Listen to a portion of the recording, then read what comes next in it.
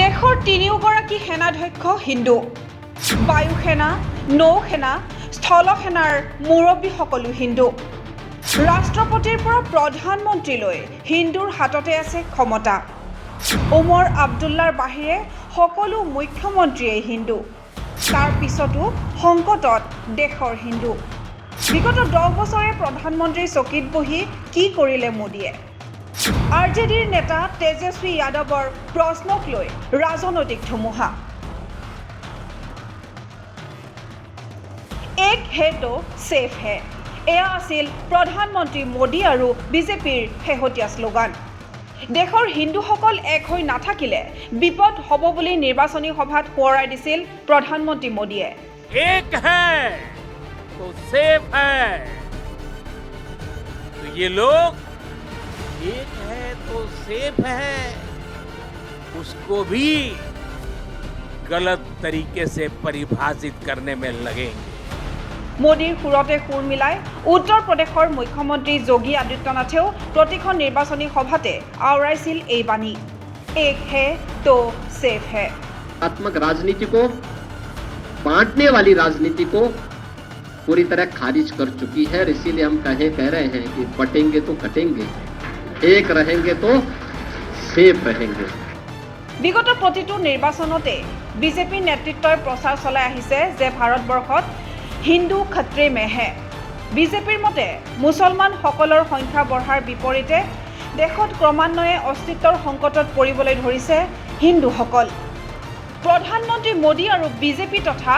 আৰএছএছৰ নেতাসকলৰ মুখত আকৈ ফুটা দি ফুটা এই সাৱধান বাণীৰ প্ৰত্যুত্তৰ দিছে আৰজেডি নেতা তেজস্বী যাদৱে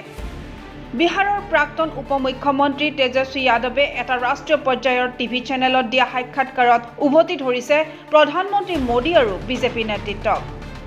টিভি চেনেলটোৰ এটা অনুষ্ঠানত দেশত হিন্দুসকল খত্ৰে মে হে বুলি বিজেপি আৰু আৰএছএছে প্ৰচাৰ চলাই অহা সন্দৰ্ভত প্ৰশ্ন কৰা হৈছিল তেজস্বী যাদৱক সাংবাদিকৰ প্ৰশ্নৰ উত্তৰত বিহাৰৰ যুৱ নেতাগৰাকীয়ে ওলোটাই প্ৰশ্ন কৰি কয় যে যদিহে হিন্দুসকল খত্ৰে মে হে তেন্তে বিগত 10টা বছৰে প্ৰধানমন্ত্ৰী মোদীয়ে কি কৰি আছিল যাদৱে আৰু কয় যে দেশৰ তিনিওগৰাকী সেনাধ্যক্ষই দেখোন হিন্দু ধৰ্মৰ লোক বায়ু সেনা নৌ সেনা স্থল সেনাৰ সকলো মুৰব্বীয়েই হিন্দু আনকি দেশৰ ৰাষ্ট্ৰপতিৰ পৰা প্ৰধানমন্ত্ৰীলৈ হিন্দুৰ হাততেই আছে ক্ষমতা ওমৰ আব্দুল্লাৰ বাহিৰে সকলো মুখ্যমন্ত্ৰীয়ে হিন্দু আনকি দেশৰ প্ৰতিখন ৰাজ্যত থকা ৰাজ্যপাল সকলো হিন্দু ধৰ্মৰ লোক তাৰ পিছতো কেনেকৈ সংকটত পৰিব পাৰে দেশৰ হিন্দুসকল এই প্ৰশ্ন উত্থাপন কৰি তেজস্বী যাদৱে কয় যে বিগত 10 বছৰে প্ৰধানমন্ত্ৰীৰ চকীত বহি হিন্দুসকলক সুৰক্ষিত কৰাৰ বাবে কি কৰিলে মোদীয়ে উল্লেখ্য যে 2014 চনৰ পৰা একেৰাহে দেশৰ প্ৰধানমন্ত্ৰী পদত বহি আছে নৰেন্দ্ৰ মোদী কেন্দ্ৰীয় চৰকাৰৰ সকলো গুৰুত্বপূৰ্ণ পদবীত অধিষ্ঠিত হৈ আছে হিন্দু ধৰ্মৰ লোক দেশৰ প্ৰায় 80% ৰাজ্যতে আছে বিজেপিৰ চৰকাৰ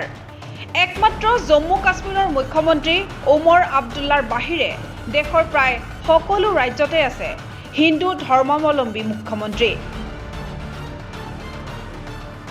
এনে অৱস্থাত হিন্দুসকল যদি অস্তিত্বৰ সংকটত ভুগিছে তেন্তে তাৰ বাবে দায়ী কোন সাক্ষাৎকাৰটোৰ মাজতে তেজস্বী যাদৱে এই বুলিও কয় যে দেশৰ প্ৰধানমন্ত্ৰীয়ে দেশৰ জনতাক কোনোবাই মংগলসূত্ৰ কাঢ়ি নিব বুলি ভয় খুৱায় ইয়াৰ মানে কি ইয়াৰ অৰ্থ এয়াই যে তেওঁ বা তেওঁৰ চৰকাৰে হিন্দুসকলৰ বাবে একোৱেই কৰিবলৈ সক্ষম নহয় আৰজেডিৰ নেতা তথা বিহাৰৰ প্ৰাক্তন উপমুখ্যমন্ত্ৰী তেজস্বী যাদৱৰ এই প্ৰশ্নক লৈ দেশত এতিয়া বলিছে ৰাজনৈতিক ধুমুহা তেজস্বী যাদৱৰ এই প্ৰশ্নৰ উত্তৰ দিবলৈ সক্ষম হোৱা নাই বিজেপিৰ কোনো নেতা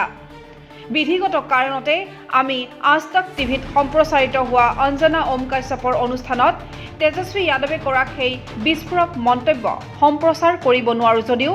যুৱ নেতাগৰাকীয়ে উত্থাপন কৰা এই প্ৰশ্ন সন্দৰ্ভত আপুনিও আমাক জনাব পাৰে আপোনাৰ মতামত নেশ্যনেল ডেস্ক NV লাইভ